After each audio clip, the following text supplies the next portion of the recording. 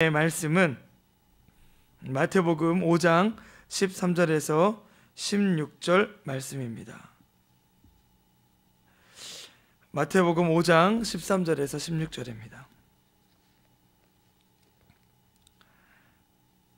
신약성경 6페이지 마태복음 5장 13절에서 16절 말씀을 우리 같이 한 목소리로 읽겠습니다.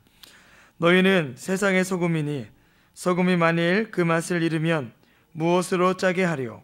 후에는 아무 쓸데없어 다만 밖에 버려져 사람에게 밟힐 뿐이니라. 너희는 세상의 빛이라. 산 위에 있는 동네가 숨기지 못할 것이요 사람의 등불을 켜서 말 아래 두지 아니하고 등경 위에 두나니 이러므로 집안 모든 사람에게 비치느니라. 이같이 너희 빛이 사람 앞에 비치게 하여 그들로 너희 착한 행실을 보고 하늘에 계신 너희 아버지께 영광을 돌리게 하라. 아멘. 저는 오늘 이 말씀을 가지고 빛과 소금이 되라 라는 제목으로 은혜의 말씀을 나누기를 원합니다. 우리는 하나님께 쓰임받고 싶어합니다. 하나님이 찾으시고 하나님이 만나 주시는 사람들은 은혜를 사모하는 사람들입니다. 뽕나무에 올라간 삭개오, 또 예수님의 옷자락에 손을 댄 그 혈루병을 앓던 여인, 많은 무리들 가운데에서 특별히 예수님이 만나주시고 예수님의 은혜를 경험한 사람들은 한결같이 그들의 마음 가운데 간절함이 있던 사람들입니다. 그리고 하나님이 찾으시는 사람은 그 마음과 중심에 하나님의 은혜를 사모하는 사람들입니다. 내가 많은 것들을 가지지 않았고 내가 지식과 명예가 없다 할지라도 그 마음의 중심에 하나님을 향한 신실한 믿음과 사모하는 마음이 있는 사람들은 하나님께서 찾으시고 만나주십니다. 마찬가지로 우리가 교회에 나오지만 또 매 순간 예배를 드리고 찬양을 드리지만 우리가 예수님이 없이 예배를 드리고 있지는 않은지, 아니면 내가 예수님과 함께 예배를 드리고 있는지를 늘 점검해 보아야 합니다. 하나님이 찾으시는 한 사람, 하나님이 쓰시는 사람은 많은 것을 가진 사람도 능력이 뛰어난 사람도 아닌 하나님을 간절히 구하는 사람, 하나님과 친밀한 관계를 원하는 그 사람인 줄 믿습니다. 우리에게 믿음과 신앙이 그래서 중요합니다.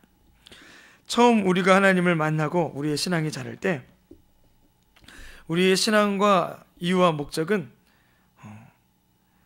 나에게 있었습니다.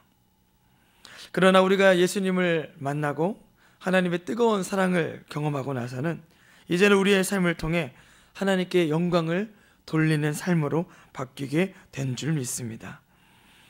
하나님이 만나주시며 하나님이 쓰는 사람, 그 사람은 이제 삶의 방향과 삶의 이유와 목적이 하나님께 있습니다.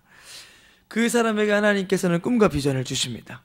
빌립보서 2장 13절 말씀에 가보니 너희 안에서 행하시는 이는 하나님이시니 자신의 기쁘신 뜻을 위하여 너희에게 소원을 두고 행하게 하시나니 라고 말씀하십니다.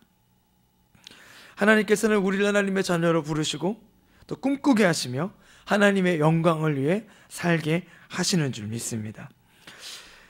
처음 하나님께서 우리를 그분의 자녀로 부르신 데는 분명한 이유와 목적이 있다는 것입니다. 하나님께서는 우리를 통해 하나님을 표현하기 원하십니다. 아멘. 하나님께서는 우리를 통해 하나님을 나타내기 원하시는 줄 믿습니다. 하나님을 알지 못해서 헛된 우상을 쫓아 살아가는 자들에게 하나님의 사랑을 전하라고 우리가 그 일을 위해 하나님의 뜻대로 지음을 받은 줄 믿습니다. 또한 우리의 삶을 통해 하나님을 나타내라고, 하나님을 영화롭게 하라고, 우리의 삶을 통해 하나님을 간증하라고 하나님께서 우리를 지으신 줄 믿습니다. 오늘 본문 말씀은 우리가 하나님의 자녀라면 마땅히 우리에게 있어져야 할 일들을 말씀해 주고 계십니다. 오늘 말씀에 우리에게 주신 별명이 있는데 바로 세상의 소금이다, 세상의 빛이다 라고 말씀하고 계세요. 여러분, 음식에 맛을 내기 위해서 소금이 필요합니다. 아무리 겉보기에 좋아 보이고 맛있어 보여도 간이 맞지 않으면요, 맛이 없는 것처럼 예수님이 없는 삶은 공허한 뿐임을 예수님을 알지 못하는 사람들에게 우리가 전해야 할 줄 믿습니다. 이제 처음 결혼을 하고 나서 아내가 요리를 해주는데 기대가 되잖아요. 평생 엄마가 해주던 밥만 먹다가 이제 아내가 해주는 밥을 먹는데 과연 음식이 맛이 있을까 없을까 기대가 되더라고요. 근데 이제 아내도 처음 요리를 하다 보니까 어떻게 해야 될지 잘 몰라요. 그래서 책을 보면서 요리를 만드는 거예요. 요리를 하기보다는 책에 나온 대로 설명서대로 하는 거죠. 이렇게 소금을 2숟가락 넣어라, 마늘을 3숟가락 넣어라. 거기에 나오는 대로 하는데 잘 되나요? 처음에는 음식이 짜기도 하고요, 싱겁기도 하고요. 먹어보니까 너무나 매운 거예요. 고추를 많이 넣어가지고. 분명히 책에 들어간 대로 2숟갈을 넣는데 왜 이렇게 맵냐 봤더니 고추가 청양고추고, 이런 실수를 반복했던 때가 생각이 납니다. 간을 잘 맞춰야 음식이 맛이 있는 것처럼 우리의 삶의 생명력이 넘치기 위해서는 생명이신 예수 그리스도를 만나야 할 줄 믿습니다. 아무리 우리가 많은 것을 가지고 많은 것을 누린다 한다 할지라도 생명이신 예수님이 계시지 않다라면 우리의 삶은 공허할 뿐입니다. 또 우리가 세상 사는 사람들에게 이토록 예수님을 만나게 해줘야 하는 의무가 있다는 것입니다. 그것은 내가 가서 복음을 전할 때, 내가 가서 예수님을 전할 때 비로소 가능한 일입니다. 우리가 매주 수요일이 되면 함께 예배를 드리고 나아가 복음을 전하는 일들을 하고 있습니다. 당정역에서, 또 사거리에서, 또 수원에서 각자 자리에서 우리가 기타를 메고 또 전단지를 돌리면서 복음을 전합니다. 처음 생각해 보면요, 이 복음 전단지를 들고 나가는 게 쉽지만은 않았던 것 같아요. 부끄럽기도 하고요. 복음을 전하다가 괜히 사람들의 따가운 눈초리와 욕을 먹기도 합니다. 그런데 내가 은혜를 받고 나니까 이 복음이 전하는데 담대함이 생겨요. 왜 그렇죠? 이 복음 안에 있는 생명을 내가 맛보고 누렸기 때문입니다. 그래서 누구보다도 예수님을 핍박하는데 앞장섰다가 변화되어 성령의 사람이 된 사도 바울은 로마서 1장 16절 이렇게 말씀하십니다. 내가 복음을 부끄러워하지 아니하노니 이 복음은 모든 믿는 사람에게 구원을 주시는 하나님의 능력이 되기 때문이라. 아멘. 우리에게 하나님이 담대한 마음을 주신 데에는 이 복음 안에 구원을 주신 하나님의 능력이 있기 때문인 줄 믿습니다. 아멘. 하나님께서 먼저 우리를 하나님의 자녀로 부르시고 그 생명을 주셨기에 이제 우리는 담대히 나아가서 그 사랑을 전할 수 있게 된 거예요. 그런 하나님의 놀라운 일에 쓰임받는 저 여러분들이 되시기를 주님의 이름으로 축복합니다. 예수님이 제자들과 함께 있을 때 제자들은 은혜를 받은 직후에 이렇게 이야기합니다. 예수님, 이곳이 너무나 좋습니다. 이곳이 우리가 하나님을 만나고 은혜 받은 처소입니다. 여기에 우리가 처소를 짓고 머물면 어떨까요? 라고 이야기해요. 보통 우리가 은혜를 받으면 나타나는 증상이 이와 같습니다. 바로 머무르려고 한다는 것이죠. 은혜를 받으면요, 이거 좋다 진짜. 주님 빨리 오셨으면 좋겠다. 아니면 그냥 주님께 갔으면 좋겠다. 주여 나를 데려가 주시옵소서. 이런 고백들 많이 하잖아요. 그래서 예전에 우리 집사님들과 권사님들과 같이 기도원에 가서 은혜 받으면 항상 들었던 말이, 목사님 너무 좋아요. 2박 3일 정도 그냥 여기에 그냥 머물렀다가 갔으면 좋겠어요. 집에 가면 설거지 해야 되고 남편 밥 해줘야 되고 그러는데 여기 오니까 아무것도 안 해도 되고 예배만 드려도 되고 너무나 행복해요. 그런 얘기들 많이 하셨잖아요. 근데 예수님은요, 우리가 머무는 것을 원치 않으십니다. 은혜 받은 우리에게 주님은 이렇게 말씀하십니다. 가라, 전하라, 빛을 발하라, 맛을 내라 라고 말씀하시는 줄 믿습니다. 너희는 세상의 소금이니 가서 맛을 내라라고 말씀하십니다. 너희는 세상의 빛이니 가서 비춰라 라고 말씀하시는 줄 믿습니다. 동네에 가서, 마을에 가서 빛을 전하라고 말씀하시는 거예요. 하나님께서 나에게 주신 그 삶의 지경과 또 직장과 가정에서 우리의 입술을 열어 우리의 삶으로 그 예수님을 전하고 비추고 나타나야 할 줄 믿습니다. 그래서 오늘 마지막 말씀에 세상 사람들에게 우리의 행실을 보고 하나님을 증거하고 전하라고 말씀하시는 줄 믿습니다. 교회 안에서만 크리스찬이 아니라, 교회 안에서만 하나님의 자녀가 아니라 우리가 정말 하나님의 자녀임을 나타내고 증거하며 보여줘야 될 곳은 바로 교회 밖인 줄 믿습니다. 우리가 교회 문 밖을 나가는 그 순간부터 하나님께서 우리에게 주신 그 은혜의 빛을 비추는 것, 그 교회 문 밖을 나가는 그 순간부터 하나님께서 우리에게 주신 그 생명의 맛을 내기 위해서 우리가 가정에서, 또 직장에서, 또 하나님께서 우리에게 밟고 주시는 그 삶의 모든 지경에서 주님의 자녀의 삶을 살아가야 할 줄 믿습니다. 우리가 그 빛을 전하는 일은요, 맛을 내는 일은 사실 그렇게 쉬운 것은 아닌 것 같습니다. 왜냐하면 복음을 증거하기 위해서는 내가 가진 것으로 다른 사람에게 주어야 하기 때문이죠. 하나님께서 우리에게 주신 시간도, 우리에게 주신 물질도 사용해야 합니다. 그것은 희생을 의미합니다. 죽어지는 것입니다. 그러나 생명의 열매를 맺기 위해서는요, 반드시 희생과 죽어짐이 필요합니다. 다른 사람을 볼 때 여전히 내 마음이 불편하다면 나는 아직 살아있는 것입니다. 내 안에 내 남편을 보는데, 내 자녀를 보는데 여전히 마음이 답답해요. 그러면 아직까지 내가 살아있다는 것입니다. 부활의 생명을 맛보기 위해서는 반드시 십자가의 죽어짐을 통과해야 합니다. 이러다가 죽는 거 아니야? 그러지만 내가 그 십자가 앞에 나 자신을 내어놓을 때, 그 죽어짐을 통과할 때 다시 살리시고 회복하시는 그 놀라운 부활의 주님을 만나게 될 줄 믿습니다. 아멘. 내가 죽을 각오라고 말씀에 순종했더니요, 정말 죽는 것이 아니라 오히려 풍성한 은혜의 하나님을 누리게 되더라는 것입니다.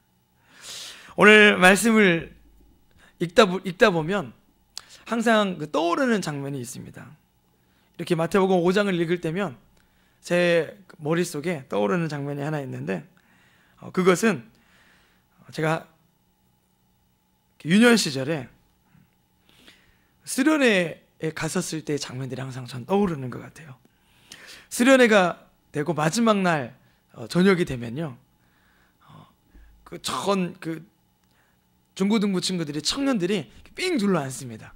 그리고 꼭 목사님과 전도사님이 초를 하나 탁 켜고 오셔가지고 이런 얘기를 하시는 거예요. 우리는 세상의 빛입니다.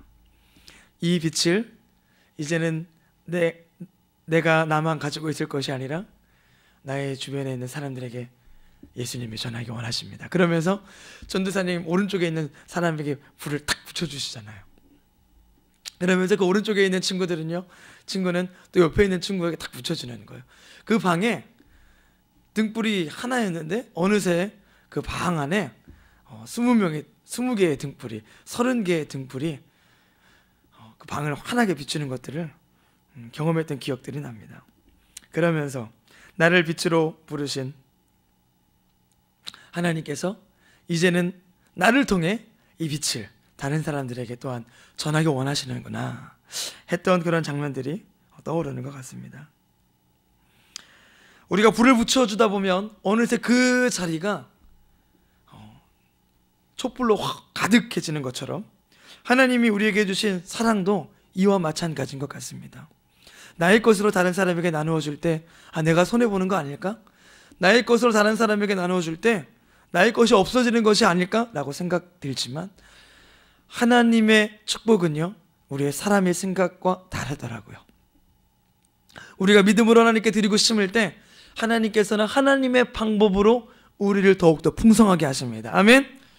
내가 나의 것으로 믿음으로 심고 드릴 때 하나님께서는 30배, 60배, 100배로 채워주시겠다라고 우리에게 약속하시고 말씀하신 줄 믿습니다.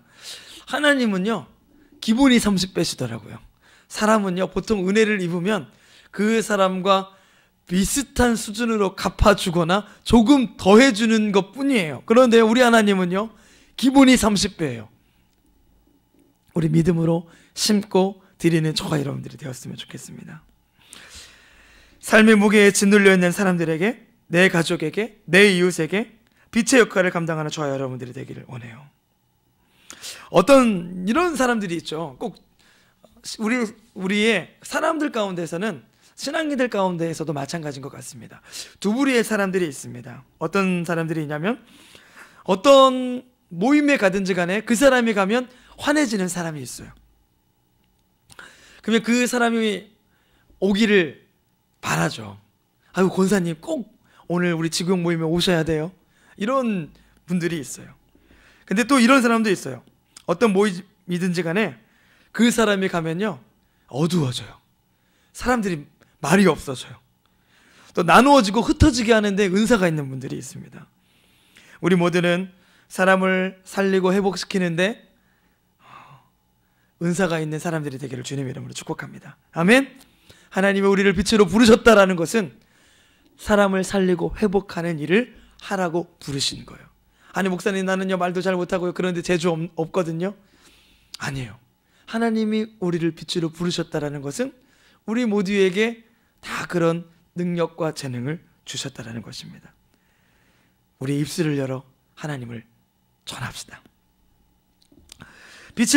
빛은요 전할 때 비로소 그 가치가 있어요. 여기가 좁사오니가 아니라 가라라는 말씀에 순종하여서 우리의 입술을 열어 주님을 전할 때 하나님께서 우리를 통해 영광 받으시고 나도 살아나게 되는 일들을 경험하게 되는 거예요. 그래서 그 신앙의 믿음의 깊은 단계에 들어가게 되면요 나를 위해 살기보다 그리스도를 위해 살게 되고 나를 위해 살기보다 다른 사람을 위해 살게 되는 거예요. 오늘 새벽예배 차량 운전을 하면서 우리 한 권사님과 이야기를 나누는데 제가 큰 은혜를 받았습니다. 권사님께서 기도 공과 제자 코스에 가셨대요. 그래서 말씀을 듣는데 큰 은혜를 받았다고 합니다. 예전에는 나 자신을 위해서 기도했는데 이 기도 제자 코스를 듣고 나니까 기도가 달라지게 되셨대요. 어떻게 달라지게 되셨냐고 저도 좀 가르쳐달라고 그랬더니 우리 권사님이 아니 목사님이 저보다 잘 아시잖아요. 그렇게 이야기하시면서 저한테 이렇게 말씀해 주셨어요. 다른 사람을 위해서 기도하고 하나님을 위해 기도하게 되는 것, 그게 하나님께서 바라시는 기도고 원하시는 기도구나 하는 것을 알게 되었다는 것입니다. 그 고백을 들으면서 제가 큰 감동을 받았습니다. 마찬가지로 하나님께서 우리를 빛과 소금으로 부르셨다는 것은 이제는 나를 위한 삶을 사는 것이 아니라 주님을 위한 삶을 살으라고 우리에게 빛과 소금의 역할을 감당하게 하신 줄 믿습니다. 아멘. 저 집사님은 정말 하나님의 사람이야. 저 권사님은 정말 예수님의 사람이야. 이와 같이 우리의 착한 행실을 보고 사람들이 하나님을 만나고 또 하나님의 자녀가 되는 놀라운 기적이 일어나기를 예수님의 이름으로 소망합니다. 때로는 나의 모습을 보면 마취를 잃은 소금 같고 힘을 잃은 빛 같을 때가 있잖아요. 그럴 때 우리는 하나님 앞에 나아가 기도해야 되는 거예요. 내 모습이 자꾸 초라하게 느껴질 때라도 나의 모습은, 나의 정체성은 여전히 변함없는 하나님의 자녀입니다. 나를 보지 말고 하나님을 바라봄으로 주님께서 우리에게 주신 그 사명을 온전히 감당하는 저와 여러분들이 되면 좋겠습니다. 아멘. 저번 수요일날 담임 목사님께서 기도 시간에 이런 찬양을 부르셨어요. 나 약해 있을 때에도. 이 가사에 보면 이런 고백들이 있습니다. 내가 약해 있을 때에도 주님은 함께 하시며 내가 연약할 때도 주님은 나의 힘과 도움이 되십니다. 그러면서 후렴에 이런 고백이 있어요. 주님만이 내 힘이시며 주님만이 내 도움이십니다. 할렐루야. 우리의 힘과 도움은 주님이십니다. 나를 바라보지 말고 나를 하나님의 자녀 삼아주신 그분과 함께 빛과 소금의 역할을 감당하며 나에게 주신 것으로 다른 사람들을 살리는데 기쁨으로 심고 드리며 헌신하는, 십자가를 통과하여 생명과 부활을 맛보는 저와 여러분들이 되기를 주님의 이름으로 축복합니다. 한 주를 시작하면서 우리가 하나님의 영광을 바라보는, 하나님의 영광을 위해 쓰임받는 그러한 거룩한 모습을 우리가 믿음으로 바라봐야 할 줄 믿습니다. 오중 복음과 삼중 축복과 더불어 오중 능력의 말씀을 우리가 늘 입술에 고백하는 저와 여러분들이 되기를 원해요. 우리 오중 능력 뭐가 있었죠? 네. 창조의 능력, 또 부활의 능력, 초월의 능력, 정복의 능력, 머리됨의 능력, 하나님께서 우리에게 주신 그 축복들을 날마다 입술로 고백하며 승리하는 우리 안세교회 성도님들 되기를 주님의 이름으로 축복합니다. 기도하시겠습니다. 하나님 감사합니다. 오늘 우리를